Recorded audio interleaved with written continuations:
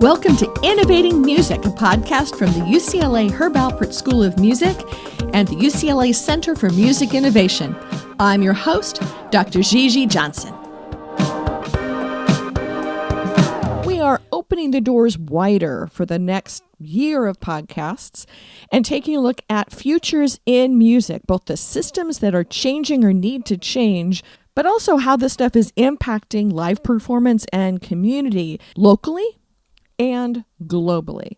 Please join us by subscribing on your favorite podcasting service and sharing this with your friends and colleagues. So let's get to the next podcast topic. Andrea Young joined us from Coral Young at UCLA when she was visiting in town from Aspen, Colorado. She's done all sorts of intriguing things and now has a radio show there, as well as part of Coral Young, which is both label services and playlist services. So I had a lot of fun talking with her about what she's seeing in trying to work with artists in understanding playlists and how to thrive in a playlisting world. You know, I've been in and around the industry for a long time. I mean, I worked for a major label. I was part of the group that began SoundScan many years ago, which helped independent retailers be a part of the Billboard charts when they weren't really represented. And then I started to work with Aspen Public Radio. Aspen, Colorado. In Aspen, Colorado, that's right. And I chaired their board, and I was president of their corporation, and I did that for a long time, and then I now have my own radio show. I've had it for a long time. What happened was I would find music that I loved, and I would get really excited about it, and I'd talk to the artists and tell them I would be featuring them on my show. Mm-hmm. They would get really excited. And artists started to ask me to help them with marketing, help them to understand what they should be doing, how they could get their music out. And that's how I got into what I'm doing today, which is the Coral Young Group, which is label services, marketing, emerging to established artists, do-it-yourself to management companies and labels. But we just really work with artists to understand best practices, which are changing every day. Oh my gosh, yeah. On how you get your music heard online. So that has led to playlisting and streaming promotion, which is, of course, it's my passion because I've been a curator forever, for a long, long time. That's always been my passion. So to take that out now and be a part of this revolution that's going on, really, for artists, where they no longer have to go through the gatekeepers that used to be there, which were the labels, and radio. And radio, that's right, which were funnels. They were just funnels. Well, now we've got different funnels, and we need to know how to use them. And the old funnels were not all that transparent. And the new funnels are selectively transparent? They're getting more transparent. They are getting more transparent. All of the streaming services are coming up with tools for artists to understand how to better promote their music and get their music heard online. In Amazon, Pandora, Spotify, Apple, SoundCloud, YouTube. They all have tools now to share analytics and data with the artists. So you can see, oh, wait, my number one city that I'm most popular in as far as listens online is Mexico City. Who knew? I didn't know I had an audience in Mexico City. How granular are the tools for the streaming and playlisting side? How much, is it I have a bunch of people in Mexico City, or I can tell that Fred Smith is listening in Mexico City? Yeah, I think they're still really in their infancy as far as what artists can take a look at. It's more, you can see you have an audience in Mexico City. You can't see that Fred in Mexico City is listening, or what part of Mexico City, or whatever. There are further analytics available to the labels and to bigger entities, but for the do-it-yourself artists, the emerging artists, it's really, it's not as much as I would like to see yet. Okay. So for playlists, how does this data flow into it, and how in the world do independent artists get their music on playlists? Now, we're talking in June of 2018, and as we're saying, things are changing rapidly. What's the state of the art presently in 2018 in June? So just to give a little bit of background about playlisting, because I think it helps you to understand where it is now. So we started offering playlisting promotion services almost 2 years ago. Okay, great. Things that I would have told an artist 6 months ago to do, I wouldn't tell them to do today in order to get their music on playlists. Things have just evolved, and I think the understanding of what it takes has evolved. And it comes down to one thing, which every artist knows, but is so tough to do, and that is engage your fans. That's how you get on playlists. It's like everything else. How do you get people to come to a venue when you're appearing? How do you get radio stations to pay attention to your music? I mean, I can talk about all sorts of tips, but the bottom line is who's listening? Who wants to listen? Where's your community? So let's back up even one further step. When we talk about playlists, we are talking about generally, there's an international audience for this podcast, we tend to talk about the bigger U.S.-facing playlist on Spotify and Apple, and now Apple Music, and YouTube now has playlists. YouTube playlists. Everyone's getting, Deezer has playlists. So we're not talking about a single thing, though we tend to talk about a shorthand to how do I get on the big Spotify playlists. Right. Okay, so how do you, if you're an emerging artist or even a mid-established artist, how do you get yourself on a Spotify playlist?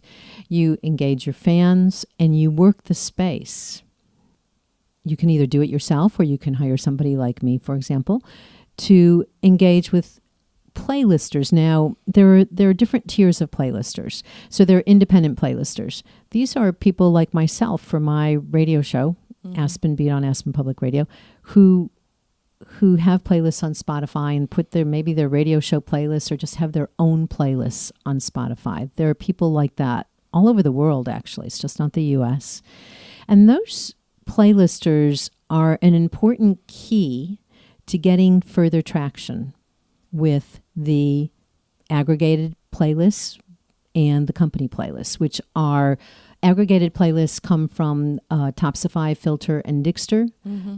Those are actually playlist companies who aggregate huge numbers of playlists from all over the world. And if you can get on their service, they have hundreds of thousands of followers. And they're largely owned by the majors? They're owned by the majors. That's right. The major labels.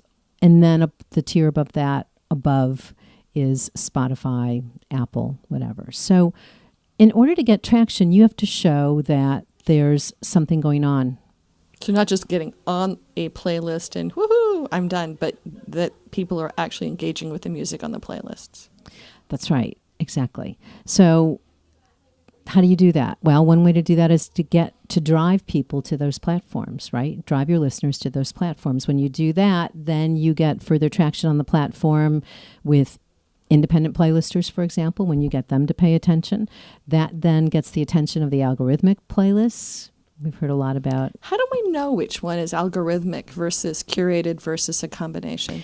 Well, Discover Weekly and Release Radar on Spotify are algorithmic. And I don't know that there's anything that says, hey, I'm an algorithmic playlist. Flashing light. And then the editorially curated playlists like Rap Caviar and Viva Latina and on both Spotify, Apple. All again, it's easy to talk about Spotify because they're just so huge in this space. Mm-hmm. But everyone else has playlists. How do you then track who's doing what to whom across the playlists? Do you have a gigantic spreadsheet and have an intern who checks everything all the time? Are there tool sets for this? Is this a manual labor effort still? Is there some way to see other than subscribers actual usage in the playlist from the outside, or do I need to be able to sign up for tools in each of the different services to see the backside of playlists? So we use multiple tools. So we do use the tools that the platforms provide, and we encourage all the artists to use them as well. So that's Spotify for Artists, Apple Music Connect, Pandora Artist Marketing Program, AMP program. YouTube and SoundCloud have some tools as well.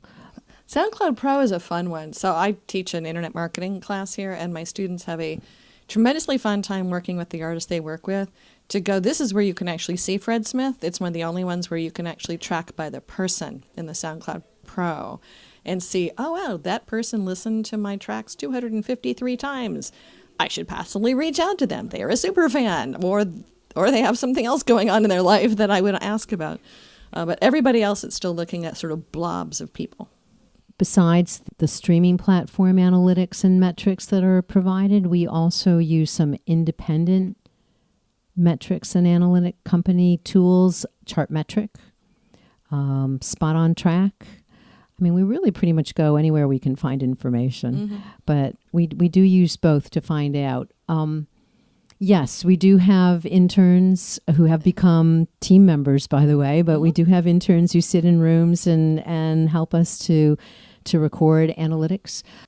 And we do monthly reports which summarize what's going on, and I think that helps because we're looking at so many different places. So the answer is it's still all over the place. Right. Yes, and we use tools. Yes, and we use interns. Yes, and we have spreadsheets and data visualization to figure this out and what's working and what working means. Yeah, the first thing we do when an artist comes to us is we send them a playlisting questionnaire which asks them to identify their community, and every artist can do this. It's like, okay, what artists do you think you sound similar to?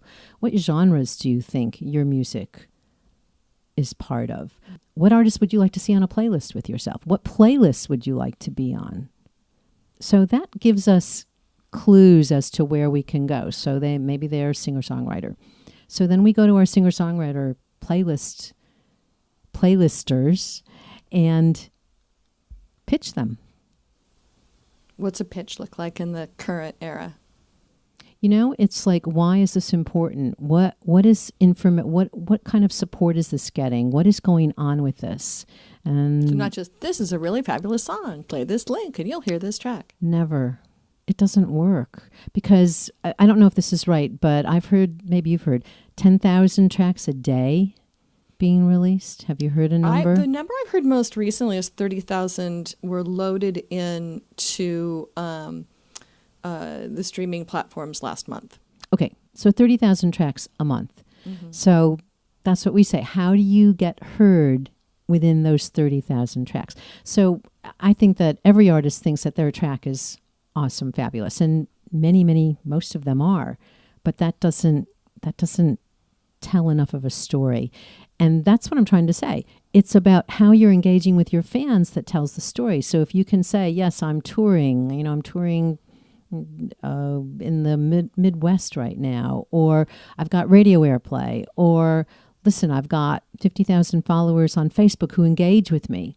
And or that's Instagram. A hard one because right now, the engagement numbers for many artists suck.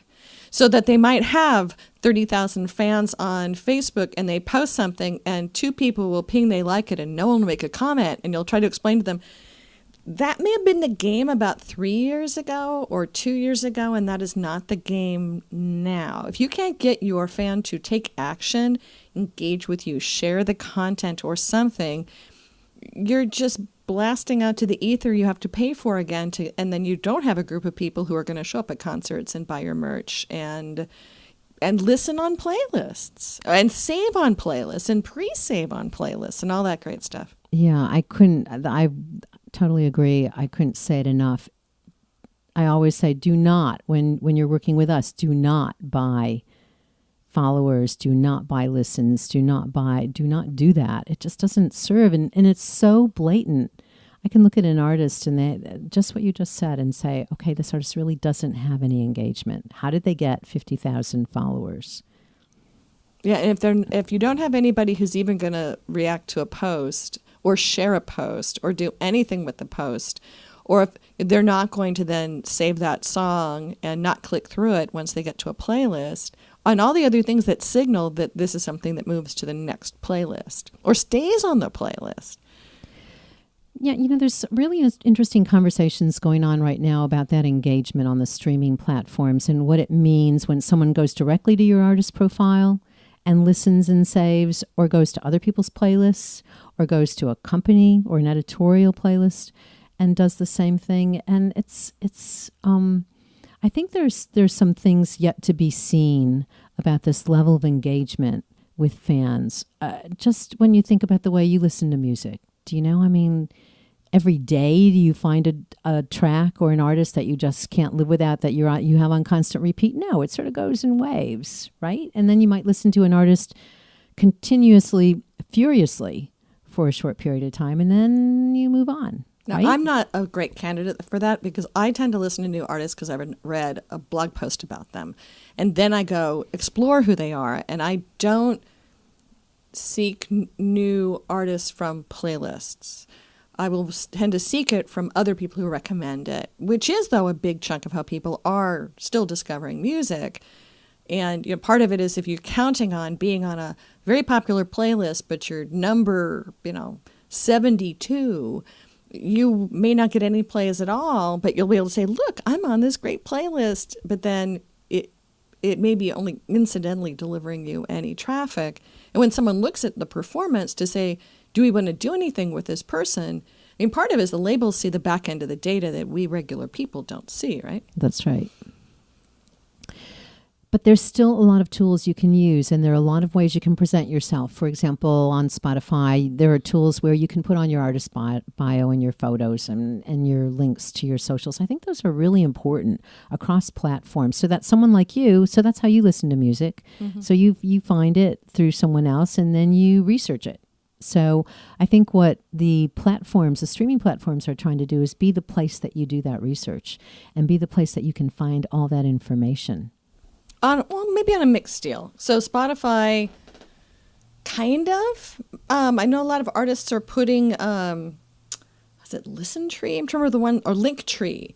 And there's 3 or 4 other tools that have come out so that you actually can go to one place to link into all the services and then collect all the metrics as to where people went and all that stuff, so that you can go into other places to find and listen and see. It's sort of interesting as to what we expect the fan to do. And there's sometimes not a lot of thought as to what we expect the fan to do upon discovery of a new artist, or guide that path. Is that something that you do with your clients or with the smaller artists to help them sort of figure out that their fans need some nurturing, coaching, movement along the quote-unquote customer journey? Yeah, absolutely. Somebody said, I think it was Troy Carter from Spotify, said, hustle is merely a lot of effort, but you have to put the work in. Mm-hmm. So we all know what we should be doing, right? Mm-hmm. But it's about actually doing the work. And yes, we encourage the artists that we work with and their management teams to take advantage of every tool we can find. And that's what we feel like our job is. That's what we feel our job is to go out there and say, here are all the tools. Today, we found out from Spotify that it's a really best practice. It's a good best practice to create playlists, artist playlists that you put on your artist profile. That kind of thing. And we're finding things out every day. And then what do you find isn't working anymore? Just what you said, which is having lots of followers but no engagement. It just doesn't, and that's the other thing. It's a build. I can't remember who it was who talked about an artist that they broke. It took them 58 weeks. It was one of the labels. It's like it's not a 1 week thing. It's not a 1 day thing. It's like, oh, my track is out. So here we go. I'm going to tell my fans on Instagram to take a listen. No, it's like persistent, consistent effort. And that's what we do. Artists and their teams can do what we do. It's just we do it all day, every day. That's what, it's just like we're relentless. We're just always out there. And have your own sort of knowledge and database and people that you work with that are working parts of the pathway. Yeah, and that's part of the issue. I think you need a trusted source. Artists, that's why managers and management companies, labels, companies like ours, you need a trusted source to go out. There's so many people pitching their music. A gigantic volume of stuff. And part of it, the audience is in kind of looking for stuff. One of my favorite stats that comes from BuzzAngle's work is that half of what we listen to is stuff that's more than 3 years old. And so that in many ways, there's a market in reminding. Not just in new artists, but in reminding to come back. And we've had on a recent episode, we had Deborah Fairchild from Viva Sound on, talking about how in many ways they're doing a lot of work in bringing the older songs back into the connectivity that I'm listening to something new from an artist and now I can dive into their catalog and listen to older stuff too. So we have some playlisters that we work with who will not listen to a song if it's more than 2 weeks old. Wow. New music playlisters. Oh yeah. Okay. So, yes. So there's sort of a subgenre playlisters, but still 2 weeks is a very short period of time. But there's so much coming over the transom right now, and so many great new artists and new music, and now that especially global is so accessible, there's some great things coming from all over the world to be paying attention to. And yeah, we're working with an artist out of the Netherlands who is a country artist. He's just really into country. So yes, we see that. We see a lot of the international stuff go on. I also wanted to note, when you're an emerging artist, the definition of that for me is when you have less than 1,000 spins on Spotify, for example. We'll just use Spotify because it's just easier right now. Mm-hmm. So that's an emerging artist because that means there's not really an audience yet, right? So that's a long, persistent, consistent effort road. I've never worked with an artist that we haven't been able to move the dial forward. But moving the dial forward on someone who has less than 1,000 listens on all of their tracks on Spotify is a way different job than moving the dial for someone who has 1 million listens or whatever. They've already got a built-in audience, usually. And they have the data on who their built-in audience is, which I find fascinating. We, in our marketing work we do here, usually when we sit down with artists with that data, you just see their eyes get wider because it's not who they thought was listening to their music. There's a band we did some stuff with this week, or they're doing some stuff with us, and they've been out for about 14 years, but they haven't looked at their data in a while. And in taking their data part, they're kind of going, that's who our fan base is? And then adding that with the ability to crawl through using SoundCloud, et cetera, to the individual to see their appetite, or go through your Facebook fans, the people who are engaging, and actually go look through their stuff. You suddenly got an overly descriptive picture of your super fans you've never had before, which is an interesting time right now. Oh, I think it's exciting. I'm just so excited. Though it's a little creepy stalker time too. With all the data. The head of Cobalt said that right now about 5,000 artists are making their living off streaming revenues. In the next couple of years, 100,000 artists will make their living off streaming revenues. That's what excites me. That's like, yes, where are those 95,000 artists? Let's go find them. Let's help them. At the same time, there were 36 million tracks listened to last year. So you also think about it that we're still hanging out in the 1% of this, but the 1%'s getting fatter.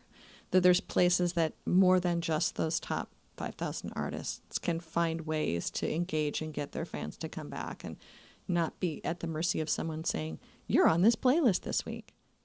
Yeah, and I think that's a really important point, that playlisting should not be the only thing. And in fact, it can't be. The more you've got going on, the more result you'll see. And it's got to be a holistic picture of what you're paying attention to.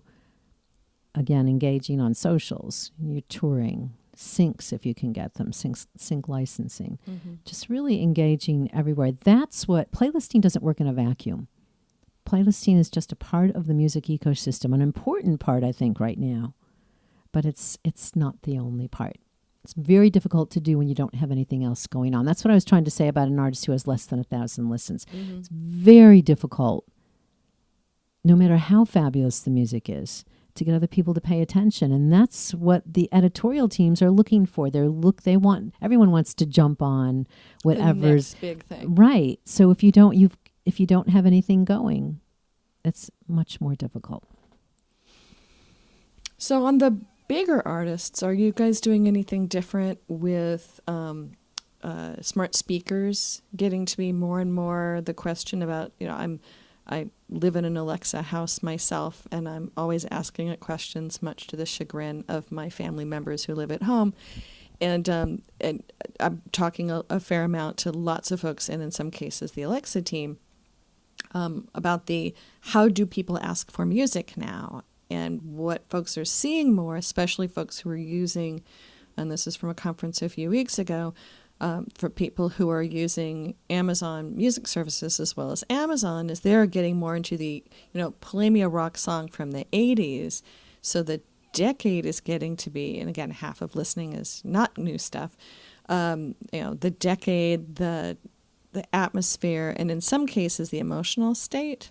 How are you thinking with artists to the fact that the call-outs now are getting to be more than, play me such and such a song from Led Zeppelin, U2, somebody current? Yeah, this is another area, metadata. Mm-hmm. Metadata on tracks. I think there's going to be an evolution there has to be, of increased information on tracks, mood, theme, decade, whatever it is, in order to meet and work with the voice assistants like Alexa. When you say, hey, play some chill music for Sunday morning.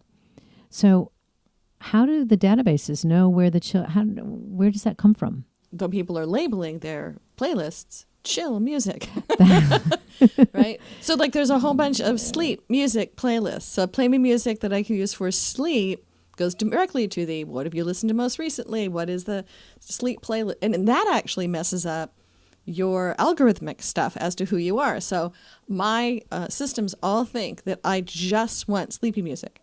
So because I spend hours at a time having my background music being sleep playlist music. So it really messes up then my looking for cool hip things while I'm awake during the day. So, and then it depends also how many people are talking to your stupid Alexa device, because my 22-year-old son in the house listens to totally different music on my account than my 55-year-old husband, who mostly just yells at Alexa. So it really it's like a little bit before Netflix split it out into individual people on your Netflix account, or Hulu breaking individual people, that your TV was thinking that you had the strangest eclectic taste because 5 people were using your television account. And now you do have the ability with music accounts to have it by person, but still with things that are connecting to the home and the audio environment, it's sort of an interesting mixed message as to what is that person and what is their listening across devices. And then how do you think about that as an artist? Because you're getting all this weird data from all these services that are the same people in some cases, listening in different places and environments. It's an interesting time right now. Yes, it's only going to develop further and deeper, I think. And I think Alexa and the voice assistants have opened up the market to everyone from 2-year-olds to 90-year-olds who might not spend the time to get on a streaming service and listen. They can now just listen by saying, hey, Alexa, play me some whatever.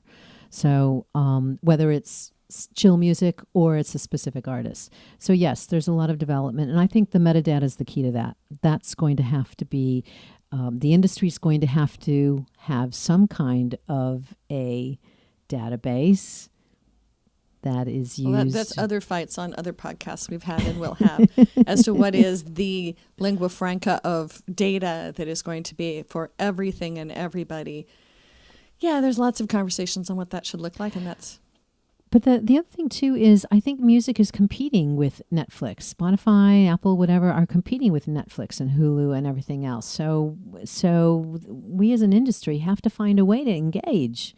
And the voice assistants, I think, are the key to that. I really do. Or opening up to new demographics, especially from what I'm seeing in the data, stay-at-home moms, family-based listening, kid-based listening, older people-based listening, home environments, not necessarily work environments. So they're trying to open that more up to the cars. I'm not sure I want to talk to my car more than I'm yelling at it now. And I think that the platforms have been very popular for specific genres that are very young to date. Urban, hip-hop, pop. But again, this is opening up beyond that, and that's truly exciting. Here in this podcast, we're looking a lot at how technology is impacting local music scenes and local music. How is this all impacting, how is playlist impacting the small local club or the local festival or the local music environment? A couple of things. I think that playlisting is a path that leads to more listens, that leads to more fans, and therefore that leads to a better showing at a venue that's being booked. So that's I definitely see that. Just today, and this wasn't a setup, but just today, a band's manager texted and said, this is playlisting is the best thing that ever happened to our band, because at their shows, people are coming up to them and telling them that they found them on Spotify. Oh, wow. So for the venues, I think artists are able to prove through the data that they can draw better, and because they understand better. Oh, I know they can see that they have engaged fan base to some degree someplace like Chicago. So, oh, great. Let me contact the venues in Chicago, show them my metrics, show them what the data is, show them that I can draw. So I think that it makes for a more efficient booking. Well, and also you have the data as to I've got fans in, or as one band we're doing some work with is going Mexico City. I didn't know I had fans in Mexico City. I'm not exactly sure why I have fans in Mexico City. We tour all these European cities, but we've never toured Mexico City. So let's put that on our agenda for doing small venues there and working up to what looks like what could be our audience size. Exactly. And I know there's a venue in Aspen, Belly Up Aspen, and they have playlists on their site, whatever. I mean, I personally go to their site and take a listen and find a band that I'd like to possibly see, go to a show, and I do that through their playlists. I mean, they're very good about that. There are a lot of venues that do that now, that have their own playlists of artists who are appearing. So it gives you the feel of the venue before you even show up as well. Right. And says, oh, wow, that's who's coming. And the thing is, services have tried to do this on their own. There's been quite a few apps that have had local listening before venues were having a show come up, so that you'd be able to then listen and buy tickets. And this is almost breaking up that from being a single app to being something that is natively part of the listening services. And there's deals being done, though, that I then can say, oh, look, I'm listening to this band on Spotify, and look, I can click through and buy a ticket. On the flip side, Pandora has a deal with major cities that you can listen, and then you'll get a call out for major metropolitan cities if artists that are paying to have these audio call outs, telling people, hey, I'm going to be in Denver. Please come listen, and I love my fans in Denver, blah, blah, blah. And that can be a time-based call-out that goes with the music on Pandora. Exactly. All marketing tools, both ways. I think it works both ways.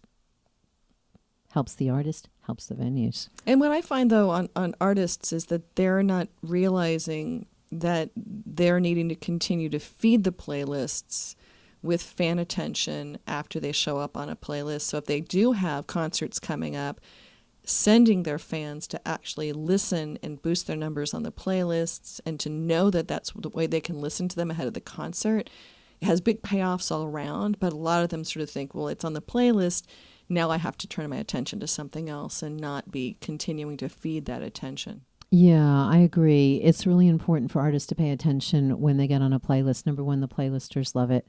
It builds community. And the playlisters will be more likely to feature their tracks when they come out with continued releases, which is what we a lot of times recommend. It's like, just, keep your audience engaged. How do you do that? When you have a track and a video, which you can do so inexpensively these days. You don't have to do what you used to have to do. Have a remix or whatever's going on, put out an EP, put out an album, whatever. So keeping the fans engaged on the platforms is really critical to the build. Well, this has been a great wraparound of someone who's been working with emerging and mid-sized artists on this in the changing world. Kind of to close out, anything that you see coming up the pike?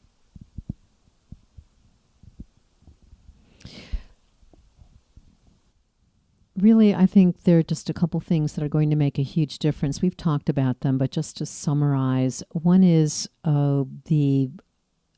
the advent of voice assistants and how much that's going to open up the demographics in the market, so that it isn't just the cool kids who are going to be listening anymore on the streaming platforms. I think that's really going to open things up, along with the international. I think China and India are going to open up shortly if they haven't been already. I think that's also going to be huge. And then the third thing is this metadata and metrics. I just think it's going to be more and more possible for artists to drill down, to find out that it is Fred in Mexico City who's listening, as scary as that might be to Fred. But Well, what's when you reach out to Fred and say, hey, I see that you're, and Fred suddenly goes, how do you know that I'm listening to all that? I mean, and sometimes it's as basic as direct messaging Fred, and then Fred's going, oh, the fact that I'm listening is being noticed by the artist is an interesting piece of the puzzle. I guess my last question is, in terms of tracking great fans who are your current or potential VIP listeners or super fans, how are you working with artists to not just work with their fans as a whole, but use all these tools to figure out who are the fans who will share, do the work, build the community, be the heart and soul under the future of the brand? Yeah. Socials plays a really huge part in that. So you just can connect so easily with your super fans on socials because they're sort of stalking you in a really nice way. That's right. It's a really in a really nice way. So that's one way. And I think the question is what happens on the streaming platforms next? Will they evolve into more of a social media type atmosphere where you will be able to connect directly with your fans? They're doing some of that right now where I don't know if you get the emails where, for example, Spotify's like, hey, a band will say, hey, I know you're a big follower. I know you're a big fan. So you can already do that kind of advertising. And the question is, will it go both ways? And will there be more of a direct communication? That would be something I'll be interested to see. Cool. Well, thank you very much for joining in this adventure. Thank you. Cool. Well, that wraps up this podcast. Many thanks to the UCLA Herb Alpert School of Music and the UCLA Center for Music Innovation for being our hosts of this ongoing series. You can subscribe to us in all the usual places, or you can come find us at innovation.schoolofmusic.ucla.edu. Join us again to follow the other adventures that we will be tracking down in innovating music. Thanks again.